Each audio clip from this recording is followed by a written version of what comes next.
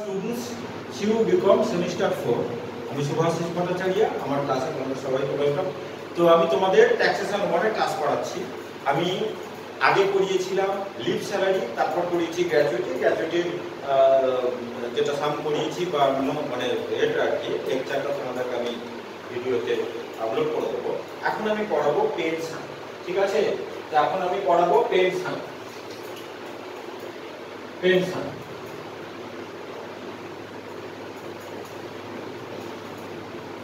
আমাদের স্যালারি থেকে 3 রকমের ছোট ছোট অঙ্ক হয়। একটা হলো লিভ স্যালারির অঙ্ক, একটা হলো তোমার গ্র্যাচুইটির সাম, আর একটা হলো পেনশন। তো আগে বলবো যে পেনশন কাকে বলে। আমরা মোটামুটি সবাই জানি যে পেনশন কাকে বলে, তাই আমি বলে দিই। পেনশন মানে হলো যে periodical payment received by an employee after his retirement. Pension হলো একটা periodical payment. Pension means a periodical payment received by an employee after his retirement. তবে মানে sometimes employer is allowed to withdraw a lump sum amount as the present value of periodical pension, সেটাকে বলা হয় commuted pension, ঠিক আছে? তাহলে pension আমাদের তাহলে দু রকমের পেনশন দাঁড়ালো।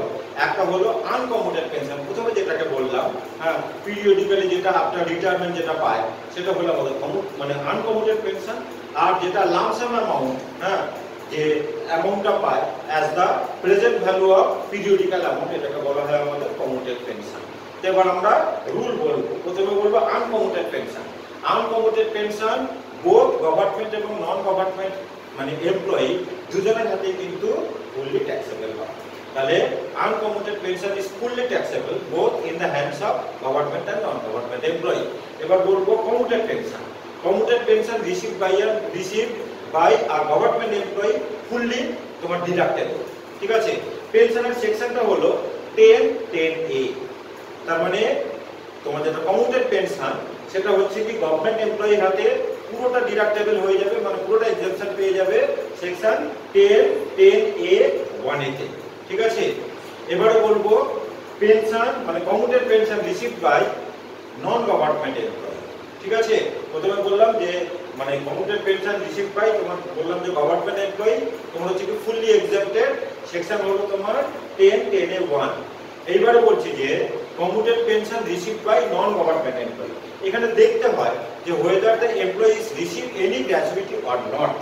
যদি মানে if employee receive any amount of gratuity, তখন amount of exemptionটা হয় 1/3 of total value of commuted pension. R if the employee does not receive any gratuity, তখন amount of exemptionটা হয় half of total amount of commuted pension. এই হলো আমাদের total পেনশনের rule. এবার আমি অঙ্ক করাবো। আর এখানকার সেকশনটা হলো 10(10)(2). আচ্ছা, তাহলে এবার আমি একটা সাম করাচ্ছি, যখন আমি মানে ইউটিউবে আপলোড করব প্রবলেমটা দিয়ে দেবো, তোমরা ডেসক্রিপশনে গেলে পেয়ে যাবে। দেখো, mister Johnny is entitled for ₹3,000 pension per month, ₹3,000 pension per month with effect from 1/8/2023.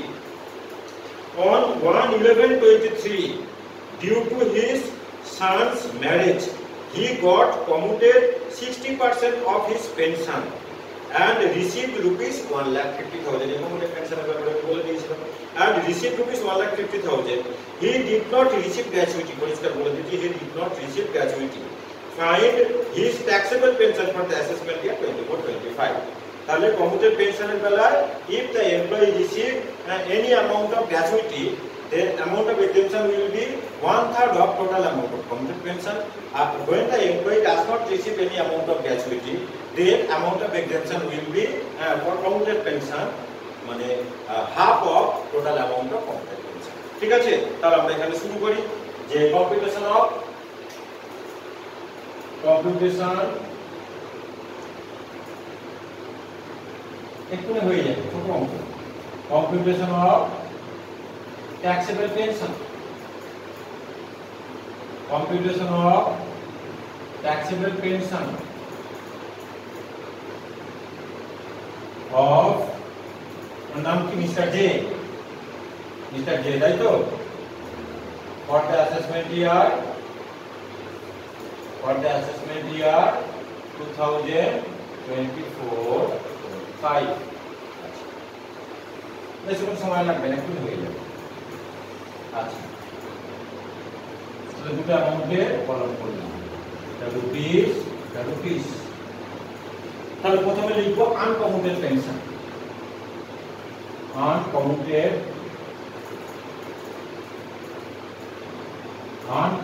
Pension. আচ্ছা,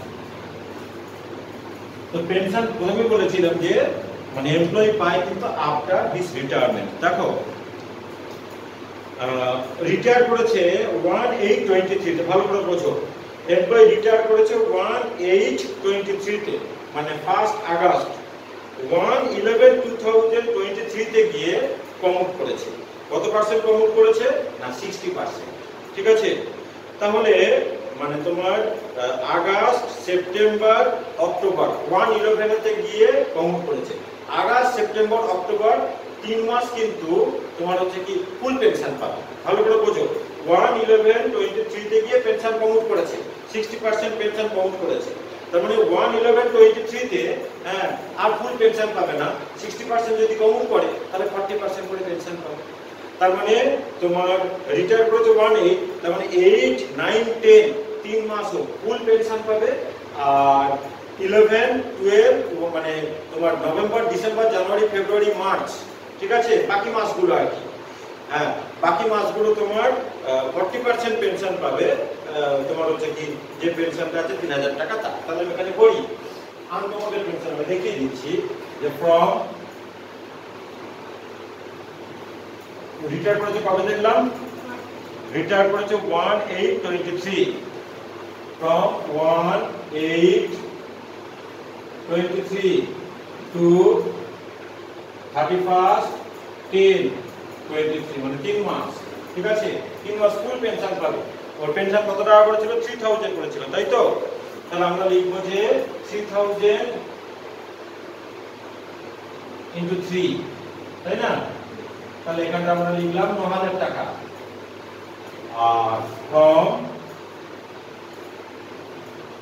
1/11/23 to 31st March 24 কতদিন হয় 1/11/23, তার মানে 11, 12, 23 মানে 5 মাস। ঠিক আছে, তাহলে 3000 into 40%, কারণ আমরা 60% কমিট করেছে, 40% into 5। তো 3000 এর 40% তোমার কত হয় 1200 টাকা। তাহলে 5 বারে তোমার 6000।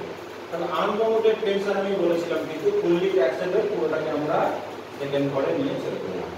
এবার আমরা বলি যে কমিউটেড পেনশন, কমিউটেড পেনশন আগে টুকু না আগে দেখে নাও।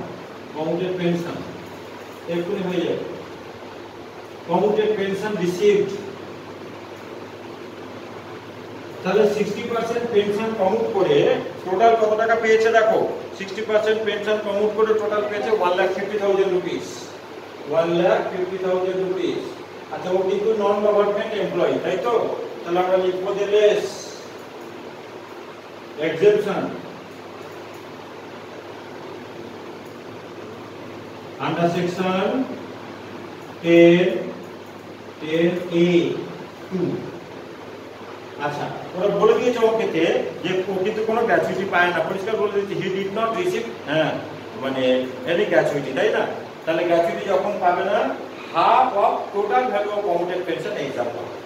তাহলে total amount of commuted pension কতখানি হবে দেখো, 1,50,000 পেনশন পেয়েছিল, 60% পেনশন কমিউট করে, তাহলে 100% কত হবে, তাই তো? 1,50,000 60% পেনশন কমিউট করে পেয়েছিল, তখন 1,50,000 টা আমরা ইকুইভ্যালেন্ট টু 60%, তাহলে 100 টাকা total amount of commuted pension পেয়ে গেলাম। এর তোমার হচ্ছে কি হাফ, এটা হবে আমাদের অ্যামাউন্ট অফ এক্সেপশন। তাহলে এটা করলে আমাদের কত হয় না 5 লাখ বাই 60 ইনটু 100 করলে কত হয়, এই 1,50,000/60 ইনটু 100 কত, এটা করলে 2,50,000, ঠিক তো? তার হাফ করলে 1,25,000, ঠিক আছে? 1,25,000 আরেকবার ক্যালকুলেট করে দাও ঠিক করে, 1,50,000/60 ইনটু 100 মানে 2,50,000, তার হাফ মানে 1,25,000। তার বাইরে গেল আমাদের ট্যাক্সেবল পোরশন 25,000। তো এটাই হলো আমাদের ট্যাক্সেবল পেনশন। এখানে তোমার 15 আর 25 তার মানে 40,000 রুপিস হয়ে গেল। 40,000 এটাই হলো আমাদের ট্যাক্সেবল পেনশন। ট্যাক্সেবল পেনশন যেগুলো তোমরা আমার ক্লাস ফলো করো, আমার চ্যানেলটাকে বারবারই বলি একটু লাইক করো আর সাবস্ক্রাইব করে দিও, যাতে সবাই কিন্তু ক্লাসগুলো দেখতে পায়। ক্লাসে কিন্তু যেগুলো করে দিচ্ছি এগুলো কিন্তু খুব ফাইদার। আর এই যে ভিডিওগুলো করে দিচ্ছি এগুলো কিন্তু তোমাদের হাতে একটা আসে পরীক্ষার সময় তোমাদের রিভিশন করতে লাগবে, এই ভিডিওগুলো এগুলোই কিন্তু তোমরা করতে পারো। ঠিক আছে, ভালো কথা বুঝিয়ে। Thank you.